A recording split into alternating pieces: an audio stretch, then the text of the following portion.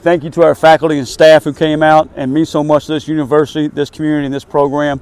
Without them, they're taking care of our guys in class, or whether they're making sure that the plumbing works or the heating and air work and all those things they do for our university. So just thank them for coming out, checking a little practice out, and just what they do for our young men and for our university in general. So just wanted to kind of appreciate them today. I thought, our main goal was to get better from Scrimmage 1 to Scrimmage 2. I thought we made some strides in that direction. We're still learning. We're getting better every single day, and we got a long ways to go. I think it's about 148 days until Alabama, September 5th. It's been about 147 days since we've been here, so we're in Dowdy, so it's about halfway point on that. But excited about where we're going, excited about moving that direction. And, we had this little thing in thought of the day in our staff meeting this morning. It was about passion. And passion, we all have passion for something in our lives. And then you go back to the Greek meaning and some different backgrounds there of what passion is. It's really about giving something up. Would you give something up for your passion? Would you give up something for the game of football or to go win a championship?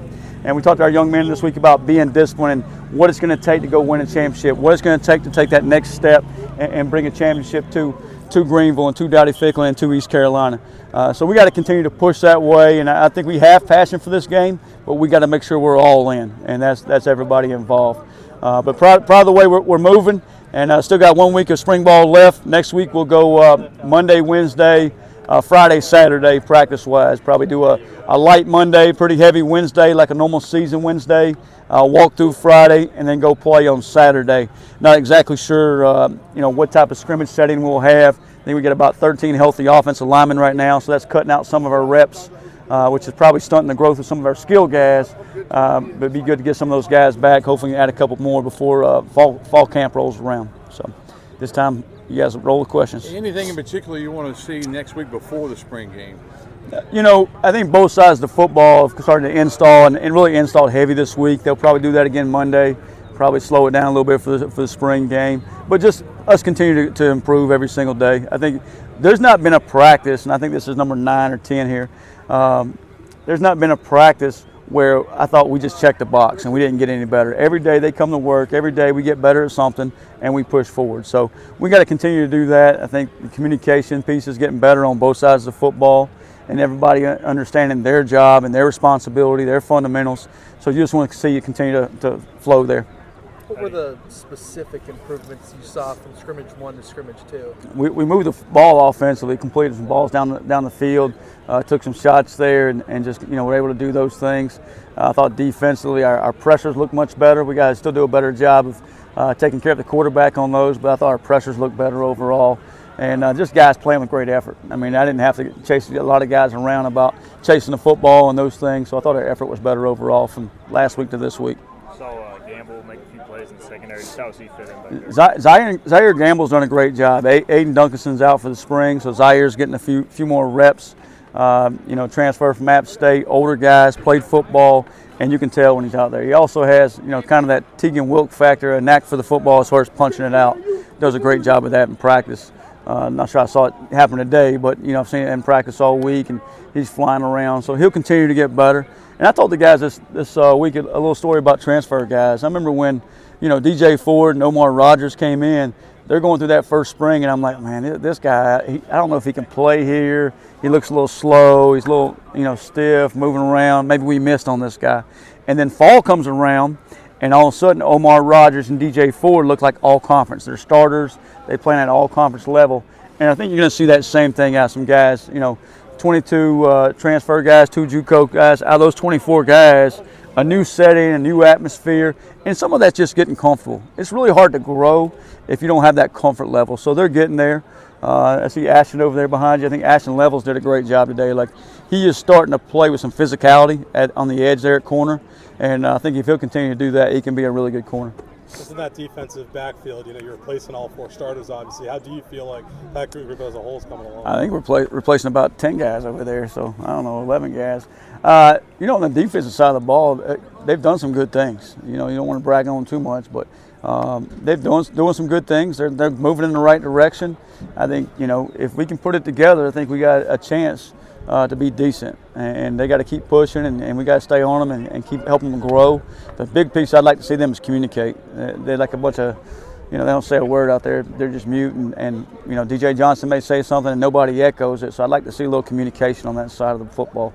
How do you, the balance when they blow a sack dead versus, Yeah. the quarterbacks are trying to finish the play. How do you do that? Yeah, obviously our quarterbacks aren't live in a scrimmage situation. I told those two freshmen, or told Trey, the freshman, I said, hey, if you were a little healthier, I would make you live so you'd learn your lesson to get rid of that gun football and know what it feels like to get hit. But it's kind of a fine balance there. As the head coach, you want to see the drive keep going, and then you take an 8-yard sack. Well, that just kind of throws that drive off. So you kind of move the ball in different places there. And defensively, sometimes they think it should be a sack, so they get all frustrated and worked up. And I tell them not to worry about that. The best thing we can do is just go get better at playing football. But that's something too. Like as a quarterback, you got to realize how crucial those negative plays can be, and how to put you behind the chains. And now you got a long ways to go. Brock had a touchdown today as your only returning offensive starter. Just what kind of leadership does he bring to that side of the ball? I appreciate you reminding me. We only got one returning offensive starter. Brock's been awesome. He really has, just from his leadership, the way he plays the game, the way he plays the edge. And I think he's a leader by action. And you see that, I think Landon Sides is the same way. Ray's the same way. Those guys play with edge. There's some guys in the backfield going to do the same thing. I think O-line, we're getting better. Ethan Kramer, Hayes Creel, Bryce Weaver's in there, Brandon Best. Those 4 guys, I see them taking steps every day. Kendall Walton's been running a lot with the ones right now, him and Marlio. And those 2 guys are coming along. Not quite there yet, but I think we got a chance. If we'll keep moving in the right direction to be okay on the offensive line. Coach Hankins said he wanted to match the mental part with the physical part in today's scrimmage. How did the guys handle the playbook and taking guys away? And stuff like that? Well, I handcuff Coach Hankins a little bit. He'd like to probably do a little bit more, but I think they're doing a good job of handling it. I hear them making checks out there, and I don't see a lot of busts. Last week I saw a lot of busts, and the offense didn't take advantages of it, so they're doing a better job of eliminating the mistakes and missed assignments and those things. We still got to be a little bit better in our technique and our fundamentals, but we're getting there. For guys trying to prove themselves, how important are those 3v3 drills? Yeah, I think the little scuttle drill we call it here at the end, we just got to come up with a pirate name for it. For young guys, I think, the game of football has changed so much. We used to call that Oklahoma drill. It used to be one-on-one. You can't have any straight line head-on-head now. Now you can make it an angle tackle and angle blocks. But you're teaching block disruption, pad level, angles. Everything that plays in the game of football is just in a 3-on-3 setting rather than an 11-on-11. And an 11-on-11 setting, you can hide sometimes. You get in that 3-on-3 drill over there, little scuttle drill, angle tackle drill, you can't hide. And you're going to find out, who's going to turn it down, who's going to step up and play the game the right way pretty quick. All right. From your vantage point, how was today? I thought today, it was good. We started off a little slow, offensive side. I feel like, we didn't start off how we wanted to, aggressive, but as the day kept going, I feel like we got better and better. So that's the goal. But, I want to start off fast and, start off the day right. So. How has this transition been with this new offense? What's different, and how do you feel like you're picking it up? I feel like it's, not too much different, other than like names and stuff, but also guys, just trying to get guys together, getting the culture into them. But, I feel like it hasn't been too difficult, just understanding it. I feel like for me it's a little bit easier because we get, free. We get to do whatever we want to do instead of, having one set thing. So I like it. You're playing left tackle, you're playing inside. Just what's it like moving all around? That's just what I'm used to. I can play anywhere, but, I'm fine with playing anywhere, wherever coach wants me to play. But, I just think, for me to have that in my toolbox, I think it's a good thing for sure. Another opportunity to represent your hometown. I mean, how much does it mean to you to be here to represent the 252? To me, it's just big. My parents coming to every practice, coming and watch me play, and it means a lot. Having everybody that I know around me, just recognizing me and stuff. So, I enjoy it for sure. What do you think the O-line needs to grow right now from now until when you guys move? First, I'd say intensity. Being more aggressive. I feel like not everybody's trying to snap off the ball as much as we should be. I feel like culture-wise we're there. We got guys that want to be together. I just feel like just a couple technique things and maybe some intensity. I feel like our effort has gotten there today. I feel like it was better today though. Just watching you guys as a group, y'all seem very comfortable despite so many new guys. So what is that cohesion like? So our Coach Hutt wants us to hang out all the time, and for us, we love that because we want to hang out with each other. So just being together, understanding each other, spending some time off the field, just getting to know each other. I think that does that's big for us. what improvements do you feel like you noticed from the first scrimmage to this one? I feel like our effort was a lot better today. I feel like we were running to the ball more, trying to get into piles, trying to get the extra yard.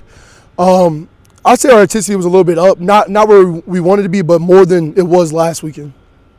Bryce, I talked to you when you committed to Yes, sir. ECU back in the day. How much have you grown as a player and even as a person since those days? My freshman year was rough, rough patch for me, just getting older, going through the motions, kind of just seeing where I could fit in at. And, it took me a little bit, it was some growing pains. I had to learn myself from the hard way. But, after that, I saw what it took to be where I'm at now. So, I just keep pushing, and I'm proud of where I'm at now, but, I want to be more for sure. What are you seeing from the quarterbacks, and how can you as an older guy kind of help them in the process? I'm seeing leadership for sure. I think Emery and Mitch do a great job trying to lead us and doing a great job, being with communication and being on our side. And, just me as an older guy with the O-line and knowing how, things go around here, I just think, being in their ear and telling them, they're doing a good job instead of them being so, they have a lot of pressure on them because they're competing right now. So just being that guy that's next to them and, making sure that they're good, I feel like goes a long way. Who's the toughest guy to block right now? J.R. Robinson probably for sure. J.R. is, he's a dog. Obviously, Jug too. My boy Julien is good too. But J.R.'s got that twitch that, not a lot of people out here have. And he's very strong too, very powerful. So, just whenever, me and him are always going against each other, one-on-ones, base blocks. So just having that guy going against me a lot is going to sharpen me for sure. It's pretty slick how you scrambled like that. Saw my man. Yeah, I got scared. I got scared.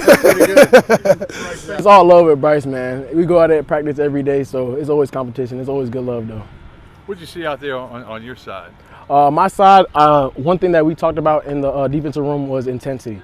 Bring the intensity to the game and making sure like our presence is known. And I feel like today we definitely stepped on it today. Bringing our own juice, bringing the fun of football back to it. And that's what it is all about, especially with new guys coming in, just making them feel comfortable and showing them that you can be yourself and play ball. So you've been a guy, obviously, you developed the right way, redshirted, kind of come along the last few years. Just talk about that process, how you've been patient. Now it's kind of your time. That's a really good question. Yeah, man, it's a process. When people say it's a process, it's really a process. And sometimes you have to go through what you got to go through to understand that. And I certainly did. Redshirted my freshman year. Of course, nobody wants to redshirt, but like I said, it's part of the process. It teaches you character development. It shows you how to study, shows you how to read plays, and then you get to talk to your older guys and stuff like that. So the process is mandatory, and I wouldn't be here today without it.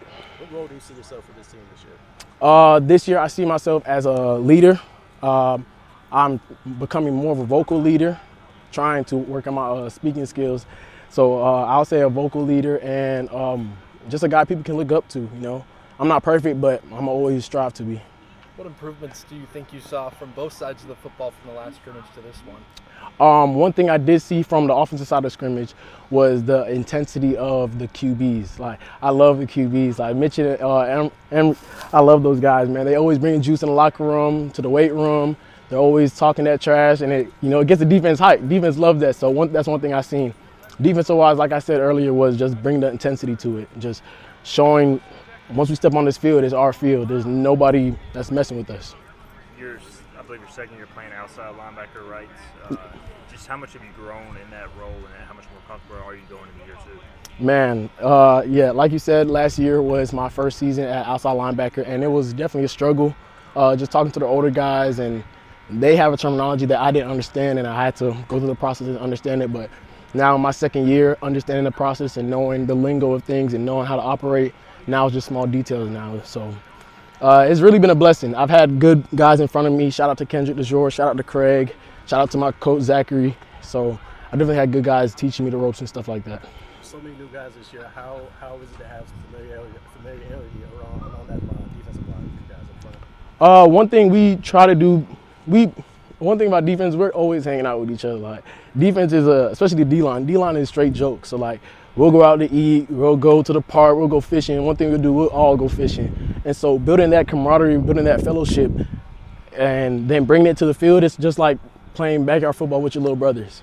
And it's amazing. So, of course, we always have little rough patches along the way, but we always figure it out. That's what brothers are for. Who's the best fisherman? Best fisherman? I might get in trouble. I can't tell you that one. I don't want to get in trouble with nobody, but I'll say Miles is up there. Miles is up there.